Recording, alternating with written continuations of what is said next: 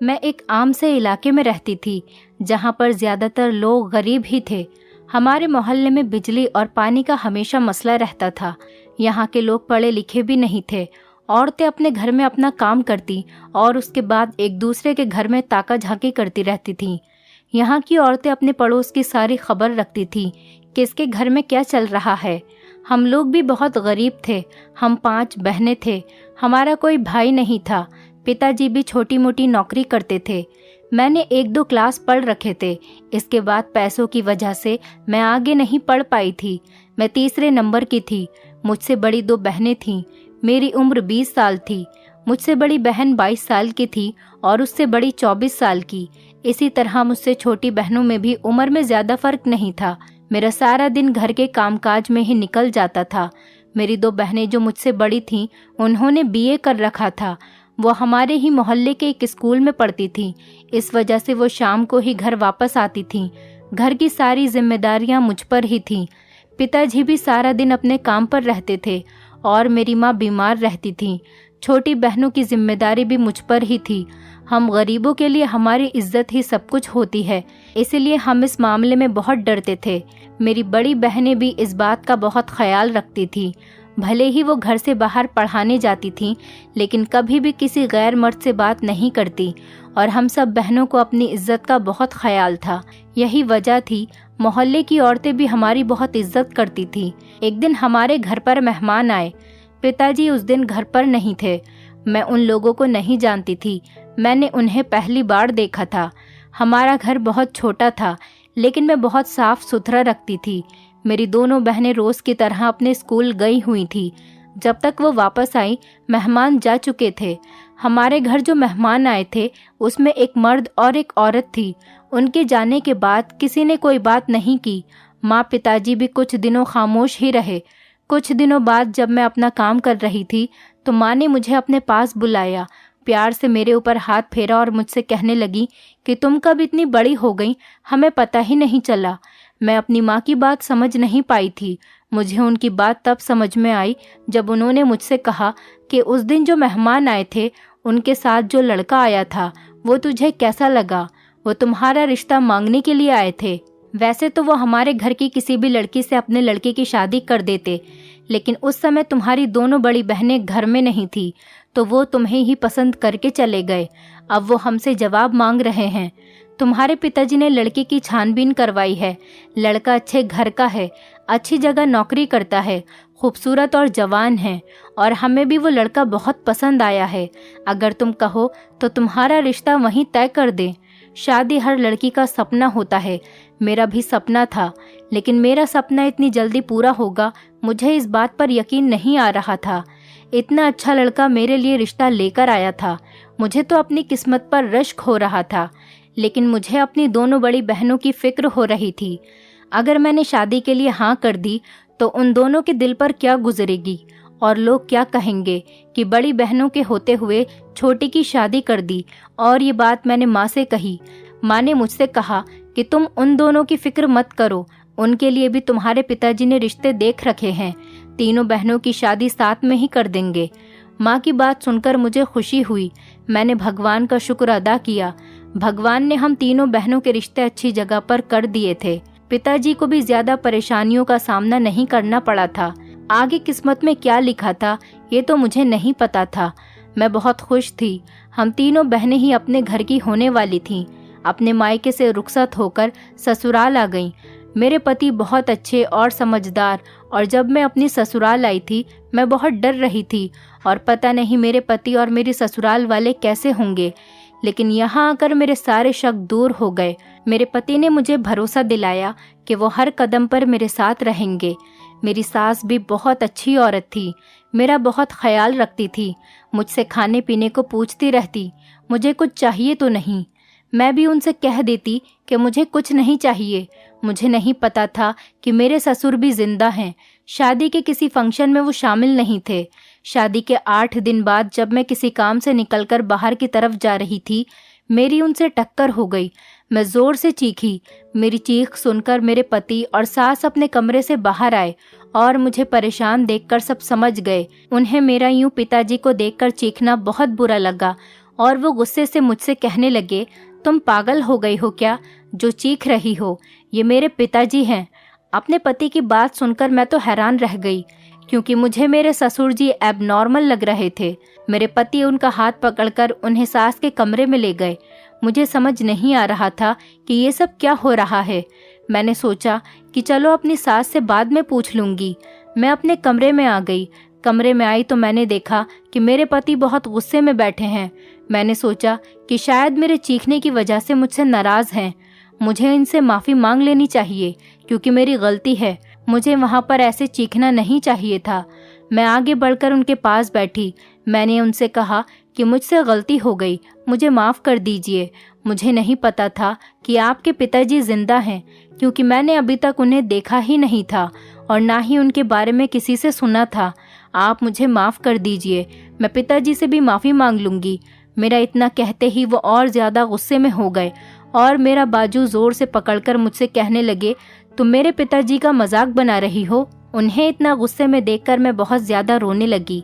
मैं तो पूरी कांप गई थी, क्योंकि शादी के 1 हफ्ते बाद ही मैं अपने पति का ऐसा रूप देख रही थी। उनकी तेज़ आवाज़ सुनकर मेरी सास मेरे कमरे में आ गई। उन्होंने मेरा हाथ उनसे छुड़वाया।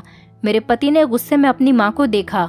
मुझे ऐसा लग रहा था जैसे वो अपनी माँ से बहुत ज़्यादा नफरत करते हैं। मैं तो सहम कर वहीं पर बैठ गई थी। मुझे अपने पति से डर लगने लगा था। मैंने अपने पिताजी को कभी भी अपने माँ के साथ ऐसा बर्ताव करते हुए नहीं देखा था। वो तो हमेशा ही माँ से प्यार से बात करते थे। यहाँ तो मेरे पति ने शादी के 1 हफ्ते बाद ही मुझ पर गुस्सा करना शुरू कर दिया था, और अब तो ये रोज़ का हो गया था। वो किसी न किसी बात पर मुझसे चिढ़ते ही रहते थे। लेकिन मेरी सास मुझसे बहुत ज़्यादा प्यार करती थी। वो हमेशा ही मेरा साथ देती थी। जब भी मेरे पति मुझसे कुछ कहते, वो आकर मुझे बचा लिया करती थी। मेरे पति उनको देखकर खामोश हो जाते। मेरे पति ने मेरे ससुर की सारी जिम्मेदारी मेरे ऊपर डाल रखी थी। मुझे अपने ससुर के बारे में ज़्यादा तो कुछ नहीं पता था, लेकिन उनकी हालत देखकर लगता था कि वो पागल हैं। शादी को 2 महीने हो चुके थे और मुझे यहाँ कुछ भी ठीक नहीं लग रहा था। मैं जानती थी कि इस घर में कुछ न कुछ परेशानी तो है, लेकिन क्या बात है वो मुझे नहीं पता थी। मैं देखने में बहुत अच्छी थी, लेकिन जब से यहाँ आई थी मेरा चेहरा मुरझा गया था। मेरी सास का बर्ताव तो मेरे साथ बहुत अच्छा था। वो मुझे घर का कोई भी काम करने नहीं देती थी, लेकिन मेरे पति कहते थे कि घर का सारा काम तुम्हें ही करना है। मेरे ससुर की दिमागी हालत भी ठीक नहीं थी। वो अपने आप से ही बातें करते रहते हैं और हंसते रहते हैं। कभी कभी तो वो मुझे भी बुरा भला कह दिया करते थे, लेकिन मैं इस बारे में अपने पति को कुछ नहीं बताती थी, क्योंकि मैं शादी के 1 हफ्ते बाद ही उनका गुस्सा देख चुकी थी और ये बात भी अच्छे तरीके से समझ चुकी थी कि अगर मैं उनसे कुछ कहूँगी तो वो मुझे मारना शुरू कर देंगे, मेरी कोई बात पर यकीन नहीं करेंगे। एक रात जब हम अपने कमरे में सो रहे थे, किसी ने कमरे का दरवाज़ा खटखटाया। उस दिन मैं बहुत ज़्यादा थकी हुई थी, क्योंकि मेरे पति ने अपने दोस्तों को दावत पर बुलाया था और ख़ासकर मुझसे कहा था कि सारा काम मुझे अकेले ही करना है। हालांकि मेरी सास ने मुझे कहा कि मैं तुम्हारी मदद कर देती हूँ, लेकिन पति के गुस्से की वजह से मैंने उनसे कुछ भी नहीं करवाया। मैंने उनके लिए सारा खाना खुद ही बनाया, उन सबको खाना खिलाया। रात को बर्तन धोकर किचन साफ करके मैं सोने के लिए लेट गई थी। मैं चाहती थी कि मैं अब चैन से सो जाऊं।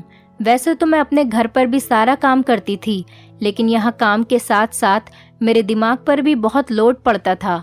हर टाइम मैं सोचों में घिरी रहती थी। मैंने थकान की वजह से उठकर दरवाज़ा नहीं खोला।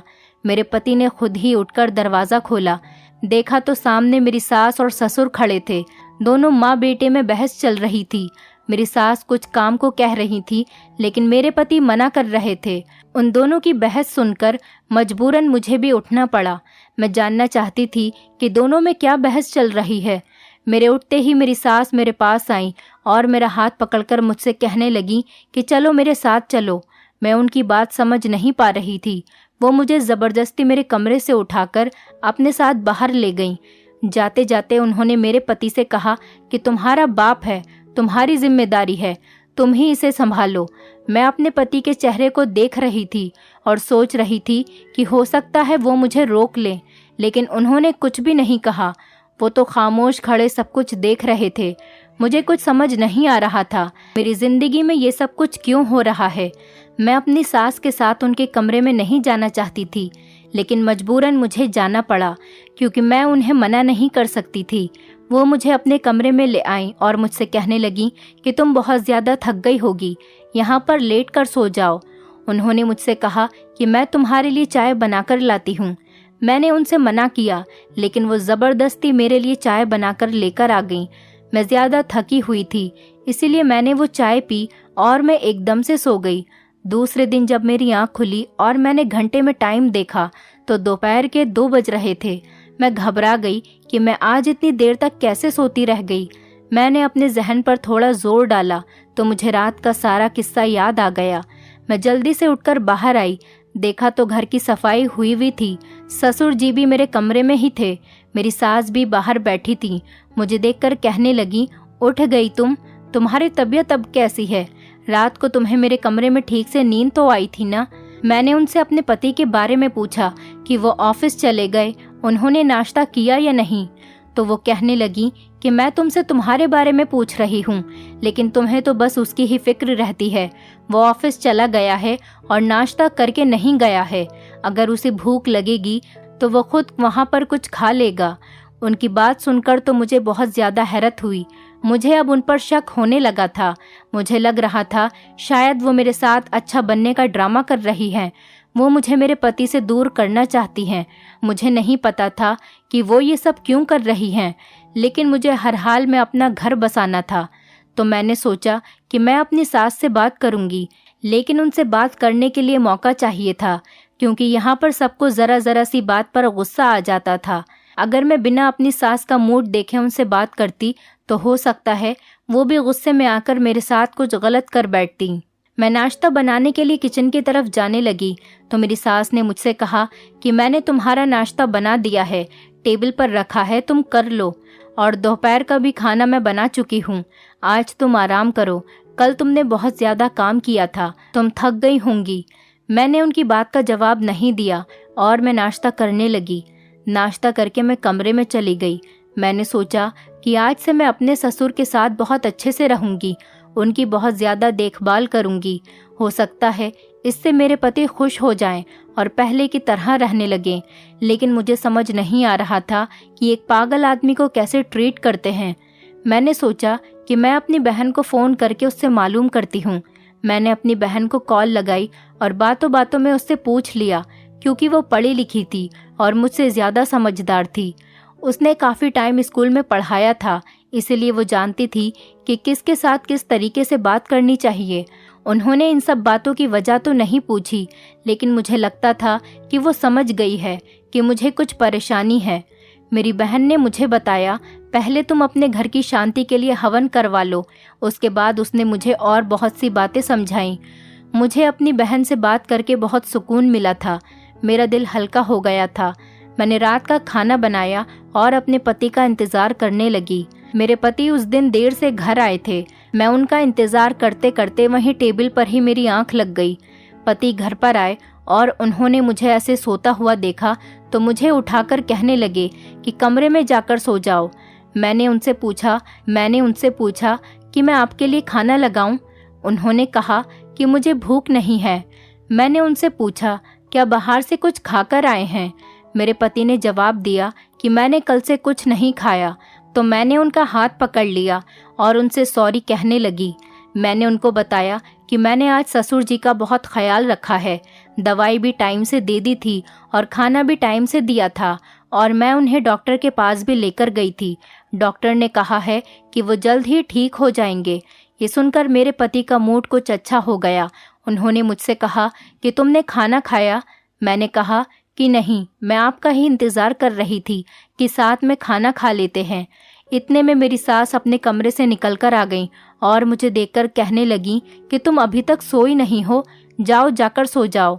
मैंने कहा कि सासू माँ, ये अभी आए हैं, मैं इनको खाना खिला दूँ, फिर जाकर सो जाऊँगी। मेरे पति खामोश खड़े थे। मेरी सास को तो जैसे जिद ही लग गई थी। वो मेरा हाथ पकड़कर मुझे ले गई और कहने लगी कि ये कोई बच्चा नहीं है, खुद निकाल कर खा लेगा। मैं हैरानी से अपनी सास को देखती रही और मैं कुछ नहीं कर सकी। मैं रोज यही कोशिश करती थी कि मैं अपने पति के साथ ज्यादा से ज्यादा समय गुजारूं, लेकिन मेरी सास पता नहीं क्यों बीच में आ जाती थी। अब मैं उन्हें कैसे समझाती? मुझे अपने पति के साथ अपना रिश्ता मजबूत करना है। मेरी सास मुझसे इतने अच्छे से बोलती थी कि मैं उन्हें किसी बात के लिए मना ही नहीं कर पाती थी। अब मेरे और मेरे पति के बीच में दूरियां आ गई थी। हमारी शादी को भी 6 महीने हो गए थे और मैं पिछले 3 महीने से अपनी सास के कमरे में ही सो रही थी और मेरे ससुर मेरे पति के साथ मेरे कमरे में सोते थे। मैं सोचने लगी थी कि अगर कुछ दिन और ऐसे ही रहा तो शायद मेरा घर बर्बाद हो जाएगा और मैं कुछ भी नहीं कर सकूंगी। मैं जब भी इस बारे में अपनी सास से बात करने की कोशिश करती तो वो मुझे अजीब ही तरह के जवाब देती थी, जिसे सुनकर मेरा सर चकरा जाता था। मैं किसी और से भी कुछ नहीं कह सकती थी। मेरे पति ने मेरे घर का आना जाना भी बिल्कुल बंद कर रखा था। उन्होंने मुझसे सख्ती से कहा था, जब तक मैं तुमसे न कहूँ तुम अपने घर वालों से कोई कांटेक्ट नहीं करोगी। अब तो मेरे पति मुझे आंखें उठाकर भी नहीं देखते थे। सुबह मेरे उठने से पहले ऑफिस चले जाते थे और रात को देर से घर वापस आते थे। अगर किसी रात में जागकर उनका इंतजार करती तो मेरी सास मुझे जबरदस्ती कमरे में ले जाती और सोने को कह देती थी। अगर कभी मैं अपने पति से बात करने की कोशिश करती तो वो भी मुझे अजीब नजरों से घूरने लगते। मेरी जुबान वहीं बंद हो जाती। अब मैं सारा दिन अपने ससुर का ध्यान रखती, लेकिन मेरे सास को अपने पति की बिल्कुल भी फिक्र नहीं थी। जब मैं अपने ससुर का ख्याल रखती और उन्हें दवाई देती तो वो मुझसे भी कहती कि तुम इन बाप बेटों की इतनी फिक्र क्यों करती हो? इन दोनों को अपने हाल पर छोड़ दो, दोनों ही एक जैसे हैं। एक दिन मेरे पति की छुट्टी थी। वैसे तो वो अक्सर छुट्टी वाले दिन भी घर पर नहीं रहते थे, लेकिन आज वो घर पर ही थे और मेरे पास मौका था। मैं उनसे बात भी करना चाहती थी। मैं जल्दी से अपना काम करके अपने पति के पास जाकर बैठ गई। मुझे बहुत डर लग रहा था उनसे बात करते हुए। फिर भी मैंने डरते डरते उनसे कहा, आप मुझे समय क्यों नहीं देते हैं? ऑफिस चले जाते हैं, रात को भी देर से वापस आते हैं। इतने दिन हो जाते हैं आप मुझसे बात ही नहीं करते। मैं अपनी बात कहते हुए बहुत कपकपा रही थी, डर भी रही थी कि कहीं मेरे पति को गुस्सा ना आ जाए। मेरी बात सुनकर मेरे पति ने कहा, मेरी माँ तो ऐसी ही थी, तुम भी मेरी माँ के साथ साथ ऐसी ही हो गई। तुमने मेरे साथ आज तक किया ही क्या है? मैं उनको देखने लगी। मैं कहना चाहती थी कि यहाँ पर मेरे साथ क्या हो रहा है वो तो मुझे खुद समझ नहीं आता। इतने में मेरी सास ने मुझे आवाज़ लगा दी, लेकिन मैंने अपनी सास की आवाज़ नहीं सुनी। पहली बार ऐसा हुआ था कि मैंने अपनी सास की आवाज़ पर कोई जवाब नहीं दिया था। जब मैंने उनकी बात का कोई जवाब नहीं दिया तो वो मेरे कमरे में आ गईं और कहने लगी, क्या तुम्हें मेरी आवाज़ नहीं आई? मैं खामोश रही और अपने पति के चेहरे को देखने लगी। मेरे पति बड़े गुस्से से उठे और अपनी माँ से कहने लगे, आप तो थी ही खराब, आपने मेरी पत्नी को भी अपने जैसा कर लिया। मुझे तो अब नफरत हो गई है औरत जात से। दोनों माँ बेटे बहुत बुरी तरह से लड़ रहे थे और एक दूसरे को बुरा भला कह रहे थे। सास कह रही थी कि तेरे बाप ने तुझे भी अपने जैसा कर लिया है, देख क्या हाल हो गया है उसका, भगवान ने उसे उसके किए की सजा दी है। मेरे पति कह रहे थे कि आप मेरा घर खराब कर रही हैं। कौन माँ अपने बेटे की पत्नी को अपने साथ सुलाती है? जब भी मेरी पत्नी मेरे पास बैठती है, मुझसे बातें करती है, तो आप उसे बुला लेती हैं। जब से मेरी शादी हुई है मैं आपकी यही हरकतें देख रहा हूँ और बर्दाश्त भी कर रहा हूँ। क्या सिखा रही हैं आप इसे? आप तो ऐसे बिल्कुल अपने जैसा बना रही हैं। आपको तो कभी अपने पति की फिक्र ही नहीं हुई। आप मेरी पत्नी को भी यही सिखा रही हैं। उसे भी मेरी कोई फिक्र नहीं है। ये घर है या नर्क, कुछ पता ही नहीं चलता। दोनों में से कोई भी चुप होने का नाम नहीं ले रहा था कि दोनों अपनी अपनी कहे जा रहे थे। ससुर जी भी पास में बैठे सब कुछ सुन रहे थे। मैं उनका बहुत ज़्यादा ध्यान रख रही थी और उन्हें दवाई भी समय से देती थी, इसलिए वो पहले से बहुत बेहतर हो गए थे। अब सबकी बातें भी समझने लगे थे। खाना भी अपने साथ में खा लिया करते थे और अपना ध्यान भी खुद रखने लगे थे, लेकिन किसी से कोई बातचीत नहीं करते थे। मेरे पति को भी मेरी मेहनत नज़र आ रही थी। वो समझते थे कि मैं ये सब कुछ उनके लिए कर रही हूँ ताकि वो मुझसे खुश रहें, लेकिन कोई तो ऐसी बात थी जो मैं नहीं जानती थी। मैं इन सब उलझनों में बहुत ज़्यादा थक गई थी। दोनों माँ बेटे बराबर लड़ाई कर रहे थे। इन दोनों का लड़ना तो बंद ही नहीं हो रहा था। जितना हो सकता था एक दूसरे को बुरा भला कह रहे थे। इन दोनों की बातें सुनकर तो मेरे कानों से खून बहने लगा था। कुछ देर तो मैं वहीं खड़ी रही, लेकिन थोड़ी ही देर बाद मैंने अलमारी से अपना बैग निकाला और उसमें अपने कपड़े रखे, थोड़ा बहुत ज़रूरत का सामान और पैसे रखे। मैं सोच रही थी कि मेरी इतने महीनों की मेहनत सब बेकार हो गई। यहाँ तो इन लोगों के अपने ही मसले ख़त्म नहीं हो रहे। पता नहीं क्या बात है जो एक दूसरे के लिए दिल में नफरत लेकर बैठे हुए थे। मैं ही पागल थी जो सबको एक करने की कोशिश में लगी हुई थी। लेकिन इन लोगों ने अपने दिलों में इतनी नफरत पाल रखी है कि शायद मेरी लाख कोशिशों के बावजूद भी इन लोगों के दिलों से नफरत खत्म नहीं होगी। मैंने अपना बैग उठाया और कमरे से बाहर आने लगी। मुझे नहीं पता था कि मैं कहाँ जाऊंगी। मैं अपनी माँ और बहनों के घर नहीं जाना चाहती थी, तो मेरी सास वहीं खड़ी जमीन को घूर रही थी। मैं बाहर निकल रही थी तो मुझे किसी ने भी रोकने की कोशिश नहीं की। जब मैं गेट पर आई और मैंने पीछे मुड़कर देखा तो मेरी सास भी मेरे साथ जाने के लिए तैयार खड़ी थी। मैंने उनकी तरफ दोबारा मुड़कर नहीं देखा। मैं बहुत उदास थी। मुझे लग रहा था कि अब सब कुछ खत्म हो गया है और जो भी कुछ हुआ है वो सब कुछ मेरी सास की वजह से ही हुआ। मैंने उनसे कोई भी बात नहीं की। मैं बाहर सड़क पर पैदल चलने लगी। सास भी मेरे पीछे चलकर आ रही थी। मुझे कुछ समझ नहीं आ रहा था। जब मैं चल चलकर थक जाती तो थोड़ी देर वहीं पर बैठकर आराम कर लेती, फिर उठकर चलना शुरू कर देती। मुझे कहाँ जाना था मुझे पता ही नहीं था। मैं ये भी नहीं जानती थी कि मैं चलते चलते कहाँ पहुँच गई हूँ। मुझे घर से निकले हुए सुबह से दोपहर और दोपहर से शाम हो गई थी। न मुझे अपनी भूख की फिक्र थी और न प्यास की। मुझे इस बात की भी कोई फिक्र नहीं थी कि मेरी सास बीमार है, वो इतना नहीं चल सकती। चलते चलते मुझे चक्कर आने लगे और मैं बेहोश होकर गिर गई। मेरी जिंदगी में सब कुछ खत्म हो चुका था। अब मैं जीना नहीं चाहती थी। मैं सोच रही थी कि बस ये मेरी जिंदगी का आखिरी लम्हा हो। मेरे ससुर को इस बात का बहुत एहसास था कि वो इस बात को समझ रहे थे कि जो भी कुछ हुआ है उसका जिम्मेदार वो खुद ही हैं। उनकी वजह से उनकी पत्नी घर छोड़कर चली गई और उन्हीं की वजह से आज उनके बेटे का भी घर बर्बाद हो गया था। समय ऐसे ही बीतता जा रहा था। अब मैं और मेरी सास एक सेंटर में रहने लगे। यहाँ ऐसे लोग रहते थे जिनका कोई सहारा नहीं था। मेरी सास का यहाँ दिल लग गया क्योंकि उन्हीं की उम्र की यहाँ बहुत सारी औरतें थीं। मेरी तो जैसे दुनिया ही उजड़ गई थी। अब मुझे किसी की किसी बात से कोई फर्क नहीं पड़ता था। मैं सारा दिन अपने बिस्तर पर ऐसे ही पड़ी रहती थी। मेरी सास मुझे खाना दे दिया करती थी और मैं खा लिया करती थी, वरना मुझे अपने खाने पीने का भी कोई होश नहीं था। अगर मुझसे कोई बात करता तो उसका जवाब दे देती। मेरी सास यहाँ भी मेरा बहुत ख्याल रखती थी, लेकिन अब मुझे उनके होने या होने से कोई फर्क नहीं पड़ता था। मैं एक पत्थर दिल इंसान बन चुकी थी। एक दिन मेरे पति मुझे लेने आए और उनके साथ साथ मेरे ससुर भी आए और वो भी मेरी सास को लेने के लिए आए थे। मेरे ससुर मेरी सास से हाथ जोड़कर माफ़ी मांग रहे थे और बहुत ज़्यादा रो रहे थे। मेरे ससुर को देखकर लग रहा था कि वो बिल्कुल ठीक हो चुके हैं और सेहतमंद हैं। इस तरह माफ़ी मांगने से मेरी सास ने उनको माफ़ कर दिया। मेरे पति मेरे पास आकर बैठे और मुझसे कहने लगे कि घर वापस चलो। मैंने भी खामोशी से अपना सामान उठाया और उनके साथ आ गई। मेरे सास ससुर और मेरे पति बहुत खुश थे, लेकिन मेरे अंदर अब कोई खुशी बाकी नहीं रही थी। मैं खुद को हालात के हवाले कर चुकी थी। जब हम लोग घर वापस आए तो घर में बहुत सारा सामान फैला हुआ था।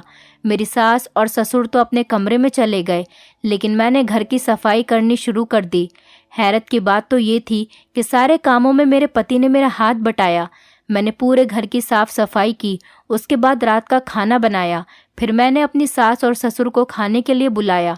सब लोग खाने की टेबल पर बैठकर खुशी से खाना खा रहे थे। मैं भी वहाँ चुप बैठी थी। मेरे सास और ससुर खाना खाने के लिए बाहर आए। वो दोनों मुस्कुरा रहे थे और साथ में बहुत अच्छे लग रहे थे।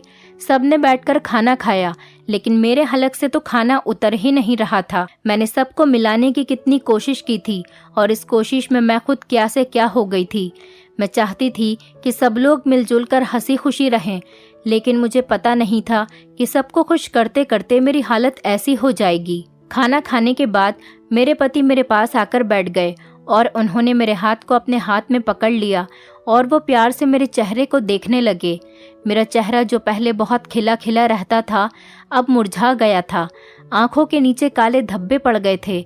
मेरा शरीर भी बहुत कमज़ोर हो गया था। मेरी तबीयत भी कुछ ठीक नहीं रहती थी। अब मेरा सजने संवरने का भी कोई दिल नहीं करता था। मेरे पति की आंखों में मेरे लिए मोहब्बत दिख रही थी। वो मुझसे कहने लगे कि मैं रात को तुम्हें कहानी सुनाऊंगा, क्या तुम सुनोगी? मैंने हाँ में सिर हिला दिया।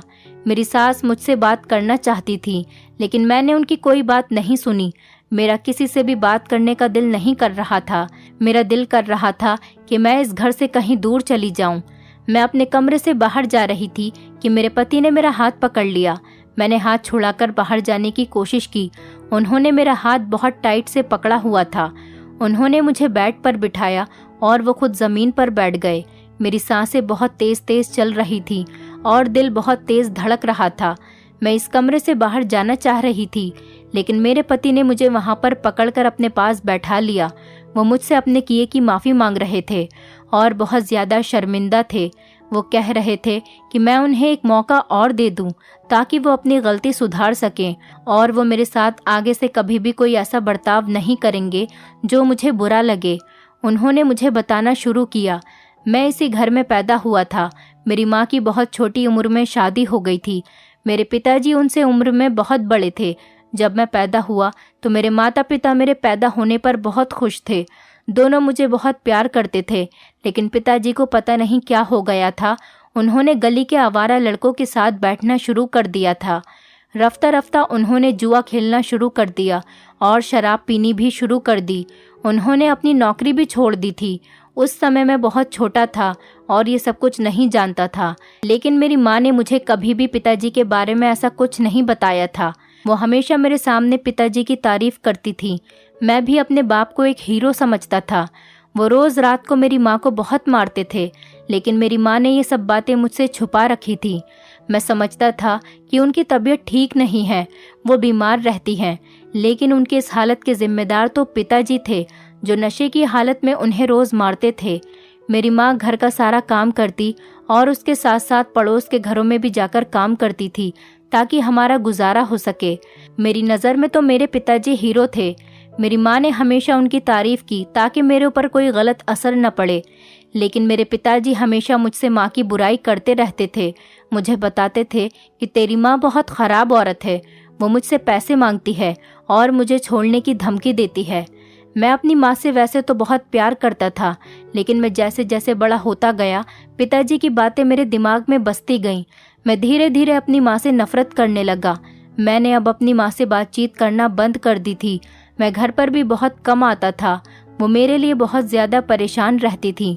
वो मुझसे पूछती, लेकिन मैं उन्हें कुछ नहीं बताता था। मुझे नहीं पता था कि मेरे पिताजी मेरी माँ पर जुल्म करते हैं। मेरी माँ ने कभी मुझ पर यह जाहिर नहीं होने दिया था कि मेरे पिताजी जुआरी हैं, शराबी हैं और उन्हें मारते पीटते हैं। जब मेरी नौकरी लगी तो मेरी माँ ने मुझसे शादी के लिए कहा, लेकिन मैंने इनकार कर दिया। उन्हीं दिनों मेरे पिताजी का एक्सीडेंट हो गया, जिनमें उनकी हालत बहुत ज़्यादा ख़राब हो गई, लेकिन डॉक्टरों ने कहा कि अगर उनकी अच्छी देखभाल की जाए तो वो सही हो सकते हैं। लेकिन मेरी माँ ने उनका बिल्कुल भी ख्याल नहीं रखा। उन्हें तो पिताजी के एक्सीडेंट का बिल्कुल भी अफसोस नहीं था। वो तो चाहती थी कि पिताजी इस दुनिया से ही चले जाएं। मुझे अपनी माँ से और ज़्यादा नफ़रत हो गई। मैं सोचने लगा था कि अब वो जो कुछ कहती हैं, मैं सोचने लगा कि पिताजी जो कुछ भी कहते थे वो सही कहते थे। मेरी माँ मेरे पिताजी को छोड़ना चाहती है। मेरे बाप ने तो मेरे दिमाग में ये बात बिठा रखी थी। फिर मैंने सोचा कि मैं शादी कर लेता हूँ ताकि मेरी पत्नी आकर मेरे पिताजी का ख्याल रख सके। इसलिए मैंने माँ से कहा कि मेरे लिए लड़की देख लीजिए। इसीलिए मेरी माँ ने मेरे लिए रिश्ते देखना शुरू कर दिया और मेरी किस्मत में तुम थी, जो मुझे तुम मिल गई। जो कोशिश तुम कर रही थी, मैं सब कुछ जानता था। मैं समझता था इस बात को कि तुम चाहती हो कि सब लोग साथ में हंसी खुशी रहें, लेकिन मैं ये नहीं जानता था कि असल मुजरिम मेरे पिताजी हैं। जिस दिन तुम घर छोड़कर गई थी उसी दिन पिताजी ने मुझे ये सब कुछ बताया और मुझसे माफ़ी मांगी। पिताजी की बात सुनकर तो मेरे पैरों तले से ज़मीन निकल गई। मैं बिल्कुल अपने होश में नहीं रहा। मुझे अपने किए पर बहुत ज़्यादा पछतावा हो रहा था, जो मैंने तुम्हारे साथ और अपनी माँ के साथ किया था। और तुम्हारा तो इन सब में कोई कसूर ही नहीं था। तुम तो बिना वजह ही इन सब में आकर फंस गई। तुम मुझे माफ़ कर दो, मैं तुमसे अपनी गलती की माफ़ी मांगता हूँ। मैंने अपने पति की कहानी सुनकर कहा कि मैंने आपको माफ़ कर दिया। सच कहूँ तो अब मुझे आपसे कोई शिकायत नहीं है। आपने जो भी गलतियाँ की वो अनजाने में की। मैं समझ गई थी कि हमारा समाज एक ऐसी औरत को कभी भी कबूल नहीं कर सकता जिसके पति ने उसको घर से निकाल दिया हो। अब मैं अपने पति के साथ बहुत खुश थी और मेरे सास ससुर भी एक साथ बहुत खुश थे और मैं अपने पति के साथ अपने माँ बाप से मिलने गई। अब वो भी मुझे देखकर बहुत खुश हुए थे। दोस्तों, उम्मीद करती हूँ आपको हमारी कहानी पसंद आई होगी। कहानी पसंद आई है तो वीडियो को लाइक करें, चैनल पर नए हैं तो चैनल को सब्सक्राइब करें और हाँ, नोटिफिकेशन बेल को ज़रूर दबाएं ताकि अगली अपडेट सबसे पहले आपको मिले।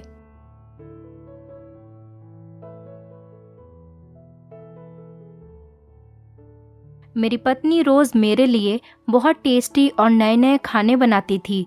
रात को जब मैं ऑफिस से आता तो मेरी पत्नी खाने की टेबल पर नया सूट पहने मेरा इंतज़ार कर रही होती। मेरी पत्नी इतनी खूबसूरत थी कि उसे देखते ही मेरे दिन भर की सारी थकान उतर जाती। मैं जल्दी से फ्रेश होकर अपनी पत्नी के साथ बैठकर रात का खाना खाता, मगर मुझे हैरत तब होती जब मेरी पत्नी मेरे साथ तो बैठी रहती मगर खाना नहीं खाती। जब मैं उसे खाना खाने का कहता तो वो मुझसे कहती कि मैंने अपने लिए पिज़्ज़ा ऑर्डर किया है, कुछ ही देर में डिलीवरी बॉय आकर दे जाएगा, मैं वही खाऊंगी। खाना खाने के बाद ही मुझे फ़ौरन से नींद आ जाती। मेरे सोने के बाद ही वो डिलीवरी बॉय मेरी पत्नी को पिज़्ज़ा देने आता था। अब ये काम रोज़ ही होने लगा था।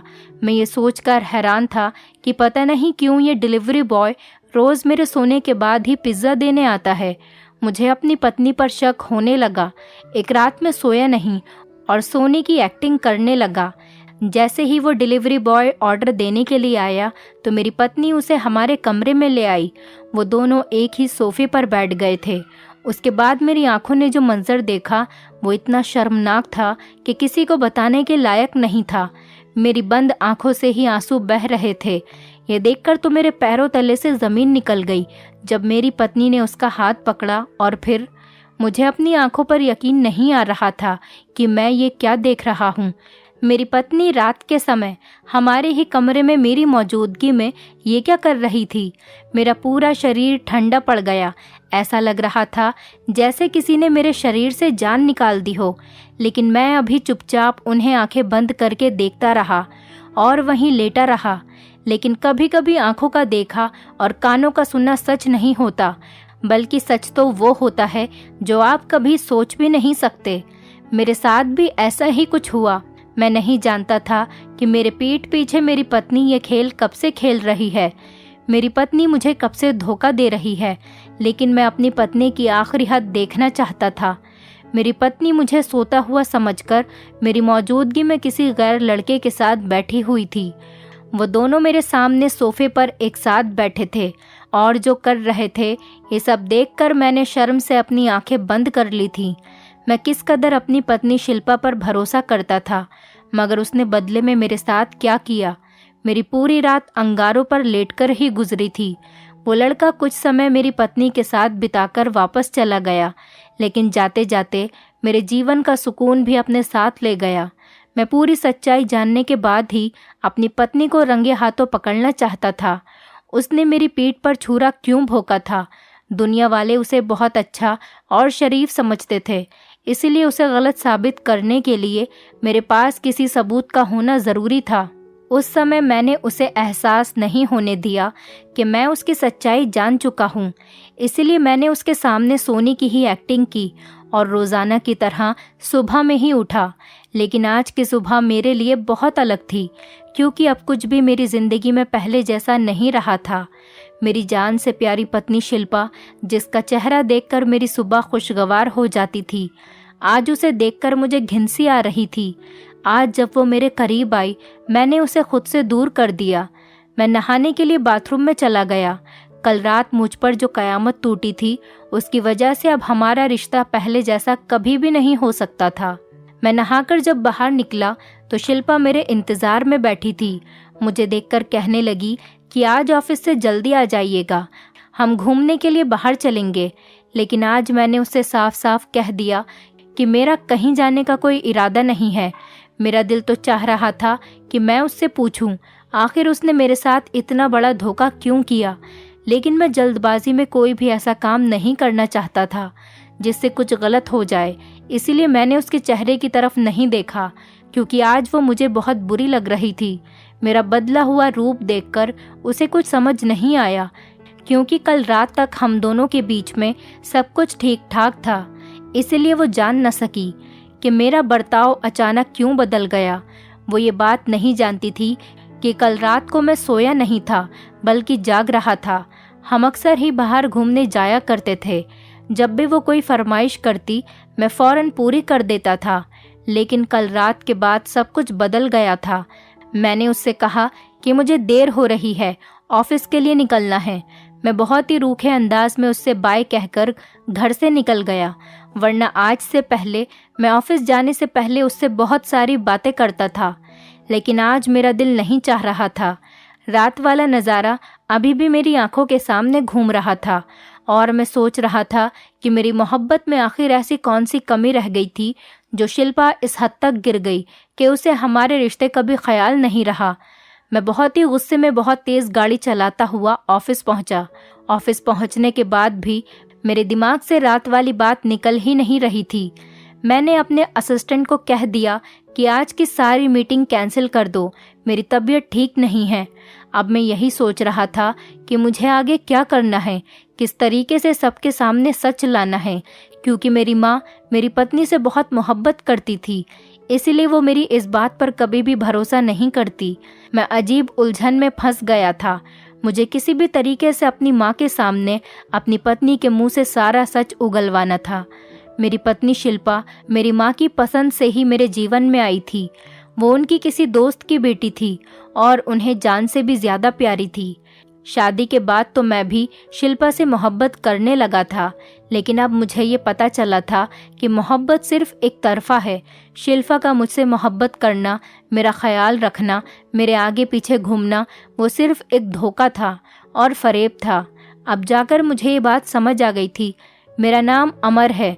जब मैं 25 साल का नौजवान था, तब एक दिन अचानक ही मेरी माँ मेरे कमरे में आई और कहने लगी, बेटा, अगर तुम मुझसे मोहब्बत करते हो तो बिना कोई सवाल किए मेरे एक फ़ैसले पर अपना सर झुका देना। मैं अपनी माँ से बहुत ज़्यादा मोहब्बत करता था, क्योंकि मेरे पिता के देहांत के बाद मेरी माँ ने बहुत मेहनत से मुझे पाल पोस कर बड़ा किया था। मेरे लिए वो मेरे पिता भी थीं और मेरी माँ भी। मैं अपनी माँ के किसी भी फैसले के खिलाफ जाने का सोच भी नहीं सकता था। इसलिए मैंने अपनी माँ से कहा कि मुझे आपका हर फैसला मंजूर है। माँ कहने लगी कि उन्होंने मेरा रिश्ता तय कर दिया है और 1 हफ्ते बाद ही मेरी शादी है। माँ की बात सुनकर मुझे धक्का लगा। मैं कुछ देर खामोश खड़ा रहा और सोचने लगा कि इतनी जल्दी माँ को लड़की कहाँ से मिल गई और उन्होंने मुझे बिना बताए ही मेरा रिश्ता तय कर दिया। मेरी और मेरी माँ की ज़िंदगी में एक दूसरे के अलावा और कोई नहीं था। लेकिन फिर माँ ने मुझे खुद ही बताया कि उनकी दोस्त की बेटी है, बहुत ही अच्छी लड़की है। आज तक मैंने अपनी माँ की किसी भी दोस्त के बारे में नहीं सुना था। आज अचानक ही माँ मुझे अपने बचपन की दोस्त की बातें बताने लगी। मेरे लिए ये सब कुछ बहुत अजीब था। माँ की ये दोस्त उनके पुराने समय की साथी थी। आज बहुत ज़माने के बाद माँ की उससे मुलाकात हुई थी। मुझे एक बात समझ में नहीं आ रही थी कि इतने ज़माने के बाद माँ को उनके दोस्त मिली और माँ ने उनकी बेटी से मेरा रिश्ता तय कर दिया। मैंने अपनी माँ से कहा कि शादी के लिए कुछ समय ले लेते हैं, लेकिन माँ ने मेरी बात नहीं सुनी। मुझ पर शादी के लिए इतना जोर दिया कि मैंने शिल्पा को बिना देखे ही शादी के लिए हाँ कर दी और फिर हमारी शादी हो गई। वो मेरी दुल्हन बनकर मेरे घर पर आ गई। शादी की रात जब मैंने उसे पहली बार देखा तो वो बहुत ज़्यादा खूबसूरत भी नहीं थी। मुझे उसमें कोई भी ऐसी ख़ास बात नहीं दिखाई दी कि माँ ने उसे इतनी जल्दी मेरे जीवन में शामिल कर दिया। माँ की दोस्त बहुत ज़्यादा बीमार थी, इसीलिए वो चाहती थी कि उसकी ज़िंदगी में ही उसकी बेटी की शादी हो जाए। माँ ने अपनी दोस्त की आखिरी ख्वाहिश पूरी करने के लिए मेरी और शिल्पा की शादी करवा दी, लेकिन शायद उनकी जल्दी की असल वजह कुछ और ही थी, जिस वजह से ही 1 हफ्ते के अंदर अंदर ही उसकी माँ ने उसकी शादी मेरे साथ करवा तो दी थी। वो वजह मुझे अब समझ आ रही थी। मेरी पत्नी अगर मेरे घर में इतना कुछ कर सकती है तो अपनी माँ के घर में क्या कुछ नहीं करती होगी। वहाँ तो वैसे भी वो अकेली थी। शिल्पा के घर में सिर्फ उसकी बीमार माँ ही थी, वो भी मेरी तरह इकलौती थी। शिल्पा की माँ ने बताया कि उसके पिता का देहांत उस समय हुआ था जब वो 5 साल की थी। मैंने शिल्पा के साथ बहुत मोहब्बत और ईमानदारी से अपने रिश्ते की शुरुआत की थी। वो हमेशा मेरी माँ का बहुत ख्याल रखती थी। उसने हमारे घर आते ही हमारे पूरे घर की जिम्मेदारी संभाली थी। उसने आने के बाद मेरी माँ को जो बेटी की कमी महसूस होती थी वो पूरी हो गई थी। शिल्पा ने मेरी माँ का दिल ऐसे जीत लिया था कि वो दिन रात सिर्फ उसी की तारीफों के गुण गाती रहती। मुझे भी ये देखकर बहुत खुशी होती कि मेरी पत्नी ने बहुत अच्छे तरीके से हमारी ज़िंदगी में अपनी जगह बना ली है। लेकिन अब यही बात मुझे परेशान कर रही थी, क्योंकि मैं चाहकर भी अपनी माँ के सामने उसकी बुराई नहीं कर सकता था, जबकि वो मेरे साथ गलत कर रही थी। अगर मैं अपनी माँ से कहता कि मैंने उनकी बहू को आधी रात को किस हालत में देखा है, तो शायद वो मेरे मुंह पर ही एक थप्पड़ मार देती। मेरा दिल बहुत जल रहा था। वो समय मुझे अभी भी याद था जब वो मेरे सामने किसी गैर मर्द के साथ सोफे पर बैठी थी। अब मुझे समझ में आ रहा था कि वो अपने मायके क्यों नहीं जाना चाहती थी। शादी के बाद से ही शिल्पा बहुत कम और बहुत मुश्किल से ही अपने घर जाती थी। उसकी माँ बार बार फ़ोन करके मुझसे कहती कि उन्हें अपनी बेटी की याद आ रही है, उसे मुझसे मिलाने के लिए ले आओ। लेकिन मैं जब भी शिल्पा से कहता कि अपनी माँ से मिलने चलो तो वो हमेशा मना कर देती। उसके पास कोई ना कोई बहाना होता। कभी कभी मैं सोचता कि कोई बेटी अपनी माँ से मिलने के लिए कैसे मना कर सकती है। बेटियां तो शादी के बाद अपने माँ बाप से मिलने के बहाने ढूंढती हैं, लेकिन शिल्पा हमेशा किसी न किसी बात का बहाना बनाकर कह देती कि मैं बाद में चली जाऊंगी, और इस बात को ऐसे ही हफ्ता गुजर जाता। जब उसकी माँ बहुत ज़्यादा फ़ोन कर करके मुझसे कहती तो मैं ज़बरदस्ती शिल्पा को लेकर चला जाता। वो थोड़ी ही देर में अपनी माँ से मिलकर वापसी की ज़िद करने लगती। अपनी माँ के घर उनके पास रहने का तो वो नाम ही नहीं लेती थी। लेकिन उस समय मैं सोचता था कि शायद उसे अपने ससुराल की जिम्मेदारियों का ख्याल है, इसीलिए वो अपनी माँ से मिलने कम जाती है। लेकिन असल वजह मुझे अब समझ आई थी कि मेरे घर में उसकी अय्याशी आसानी से पूरी हो रही थी। मैंने शिल्पा को बहुत ज़्यादा मोहब्बत दी थी, अपना पूरा घर उसके हवाले कर दिया था, आंखें बंद करके उस पर विश्वास करता था। लेकिन उसने मेरे इसी भरोसे को बुरी तरह से तोड़कर रख दिया था। अब मैं चाहता था कि वो खुद अपने मुंह से अपने कारनामे बताए, ताकि मैं उसे अपनी ज़िंदगी से हमेशा के लिए निकाल दूं। आज मैं सारा दिन ऑफिस में यही सब कुछ सोचता रहा। शाम को जब ऑफिस से घर वापस आया तो मेरे दिल में शिल्पा के लिए सिर्फ और सिर्फ नफरत ही थी। शिल्पा मेरी माँ के कमरे में बैठी उनका सर दबा रही थी। माँ मुझे देखकर मुझसे कहने लगी कि आजा तू भी यहीं पर मेरे पास बैठ जा, तेरी पत्नी सारा दिन मेरी खिदमत में लगी रहती है। एक तू है जो तुझे अपने कामों से फुर्सत ही नहीं मिलती, और 2 घड़ी मेरे पास आकर नहीं बैठता। मेरी माँ मेरी पत्नी को बहुत प्यार से देख रही थी और उसे दुआएं दे रही थी। ये सब देखकर शिल्पा के चेहरे पर मुस्कुराहट आ गई, लेकिन मुझे उसका चेहरा देखते ही बहुत तेज गुस्सा आ गया। इतनी मासूम दिखने वाली मेरी पत्नी अंदर से किस कदर घटिया थी, ये सिर्फ मैं ही जानता था। बहुत मुश्किल से थोड़ी देर मैं अपनी माँ के पास बैठा और फिर अपने कमरे में चला आया। शिल्पा भी मेरे पीछे पीछे मेरे लिए चाय लेकर आ गई। वो मुझसे कुछ बात करना चाहती थी, लेकिन आज मेरा उससे बात करने का बिल्कुल भी मूड नहीं था। वह मुझसे बातें करने लगी, लेकिन मैं आंखें बंद करके लेट गया, जैसे मुझे नींद आ गई हो। वो मेरे सर पर हाथ रखकर देखने लगी कि मेरी तबीयत ठीक है या नहीं। मैंने गुस्से से आंखें खोलकर शिल्पा का हाथ झटक दिया और उससे कहा कि भगवान के वास्ते मुझे थोड़ी देर के लिए चैन से जीने दो। शादी के 5 महीने बाद आज पहली बार ऐसा हुआ था। आज भी शिल्पा ने मेरे लिए नया सूट पहना और मेरे लिए मेरी पसंद का खाना बनाया था, लेकिन मैं कुछ खाए बगैर ही सो गया था। शिल्पा के बार बार पूछने पर मैंने बहुत चीख कर उसे जवाब दिया था। तब वो डर कर पीछे हट गई और उसकी आंखों में आंसू आ गए, मगर अब उसके मगरमच्छ के आंसू का मुझ पर कोई असर नहीं होने वाला था। मैंने उसकी तरफ से करवट बदल ली और शिल्पा को कहा कि आज रात मुझे अकेला छोड़ दो। वो चुपचाप कमरे से उठकर बाहर चली गई।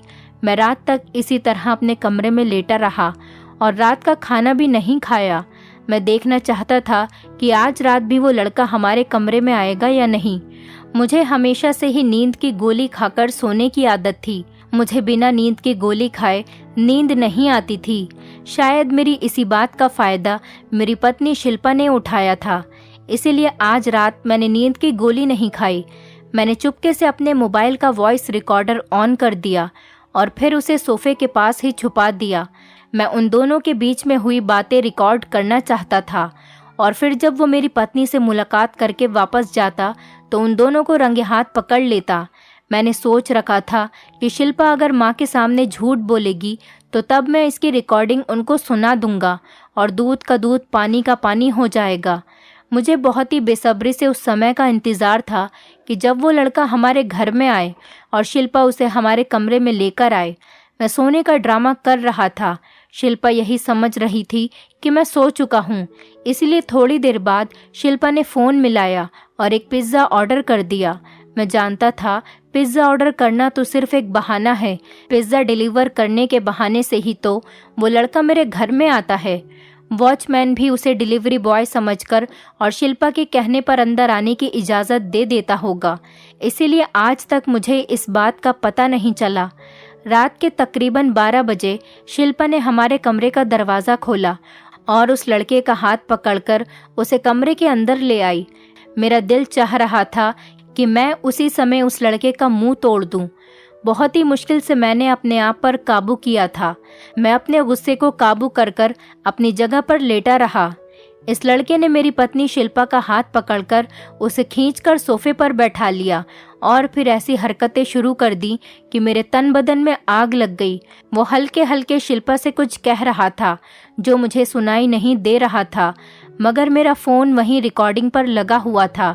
मैं जानता था कि इन दोनों की आवाज़ें मेरे फ़ोन में ज़रूर रिकॉर्ड हो गई होंगी। वो दोनों भावनाओं में बह रहे थे। काफ़ी देर तक मेरी पत्नी के साथ बातें कर रहा था।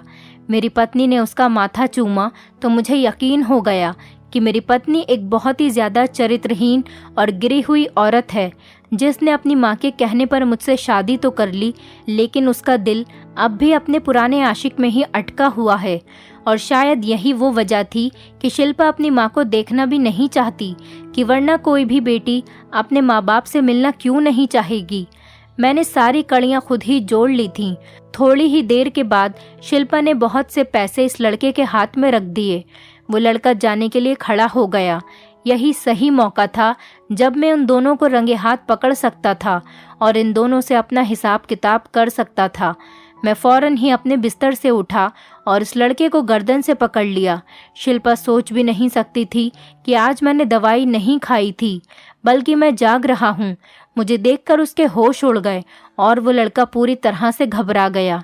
शिल्पा हाथ जोड़कर कहने लगी कि प्लीज़ इसे छोड़ दो, ये लड़का पिज़्ज़ा देने के लिए आया था और मैं उसे पैसे देने के लिए कमरे में लाई थी। मैंने एक थप्पड़ शिल्पा के चेहरे पर मारा और उससे कहा कि तुम तो अपना मुंह बंद ही रखो। तुम्हारी सच्चाई तो मैं कल रात ही जान गया था, लेकिन मेरे माँ के सामने जो भोलेपन का नाटक तुम करती हो, मैं उसे पूरी तरह उतारना चाहता था।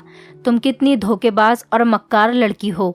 मेरे और मेरी माँ की मोहब्बत का तुमने ये सिला दिया कि हमारे ही घर में, हमारी ही छत के नीचे तुमने हमारी इज्जत को खाक में मिला दिया।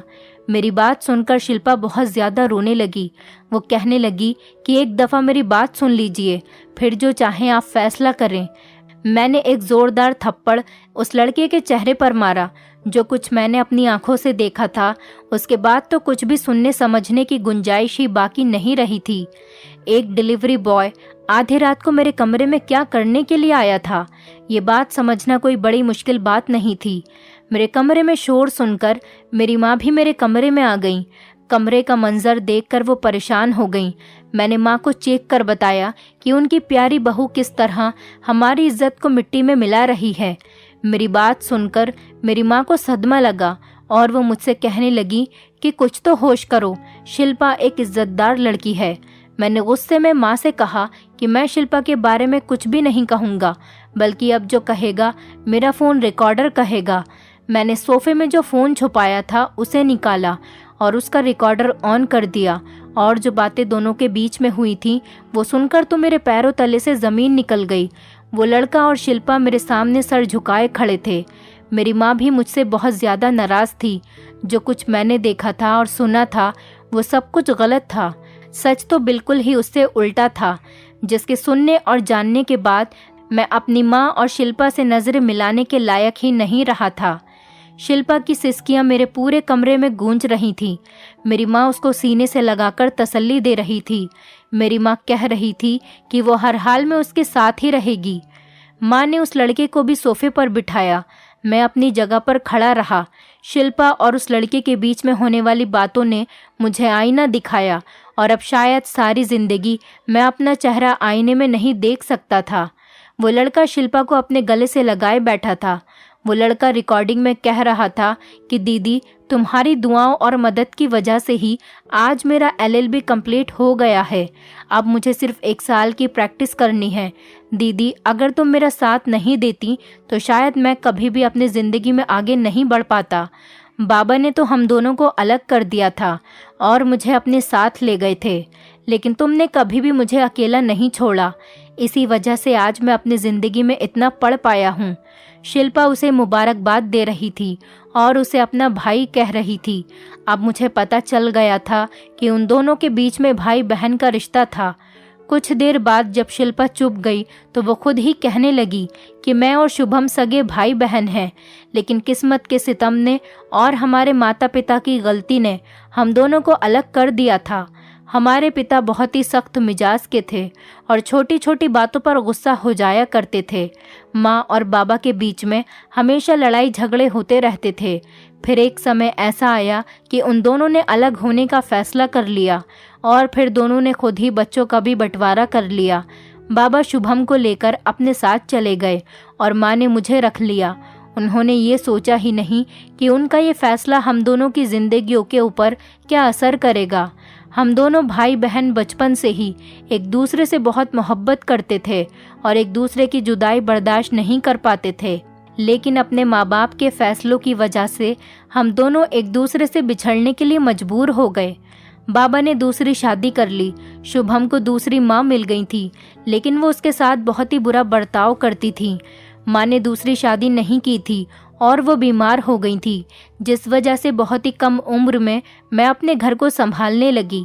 हम दोनों ने ही दूसरे बच्चों की तरह अपना बचपन अच्छे से नहीं गुजार सके थे, बल्कि हमारा बचपन हमारे माता पिता की वजह से छिन गया था।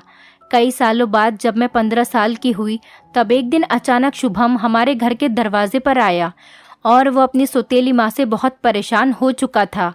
उसने अपने पिता का घर छोड़ दिया था। वो हमारे साथ रहना चाहता था, लेकिन माँ ने मना कर दिया और कहने लगी कि हो सकता है कि ये तेरे बाप की कोई साजिश हो, उसने ही इसे कुछ समझाकर यहाँ भेजा होगा। लेकिन मैंने शुभम का नंबर ले लिया था। शुभम को मजबूरन हॉस्टल में रहना पड़ा। जब भी मुझे मौका मिलता तो मैं शुभम से मिलने चली जाती और समय समय पर उसकी मदद करती रहती। वो बहुत ही मेहनती लड़का था और पढ़ लिख कर कुछ बनना चाहता था, इसीलिए उसने डिलीवरी बॉय की नौकरी कर ली और साथ साथ अपनी पढ़ाई भी पूरी की और अब वो वकील बनने वाला है। लेकिन मैं अपने भाई शुभम के रिश्ते को सबसे इसीलिए छुपा रही थी। आज भी मेरी माँ मेरा और शुभम का रिश्ता बिल्कुल भी बर्दाश्त नहीं कर सकती। वो नहीं चाहती थी कि मैं शुभम से कोई भी रिश्ता रखूं। वो आज भी सालों पुरानी नफरत अपने दिल में लिए बैठी है, जो उन्हें मेरे बाप से थी। मैं शुभम को इसीलिए चुपके से मिलने के लिए घर बुलाती। मुझे डर था कि कहीं आप लोगों को शुभम के बारे में कुछ पता चल गया तो आप माँ को न बता दें। शिल्पा ने सारा सच मुझे बता दिया था। मैंने उन दोनों को गले मिलते हुए देखा तो मैं समझ बैठा कि वो दोनों किसी गलत रिश्ते में बंधे हुए हैं। मैंने हाथ जोड़कर उन दोनों से माफ़ी मांग ली और शुभम को अपने ही घर में रहने के लिए जगह दे दी। तलाक या अलग रहना पति पत्नी के बीच में होता है, लेकिन सबसे ज़्यादा असर उसका हमारे बच्चों पर पड़ता है। बच्चों का चरित्र और फ्यूचर दोनों ही खराब हो जाते हैं। अपनी जिद और नफरत को देखते हुए कोई भी फैसला करने से पहले हमें अपने बच्चों के बारे में ज़रूर सोचना चाहिए। आज इस बात को 1 साल हो गया है। मैंने शुभम और उसकी माँ के बीच की नफरत ख़त्म करवा दी है और आज सब कुछ ठीक हो गया है। मैं और मेरी पत्नी भी एक दूसरे के साथ बहुत ज़्यादा खुश हैं। दोस्तों, उम्मीद करती हूँ आपको हमारी कहानी पसंद आई होगी। कहानी पसंद आई है तो वीडियो को लाइक करें, चैनल पर नए हैं तो चैनल को सब्सक्राइब करें और हाँ, नोटिफिकेशन बेल को ज़रूर दबाएं ताकि अगली अपडेट सबसे पहले आपको मिले।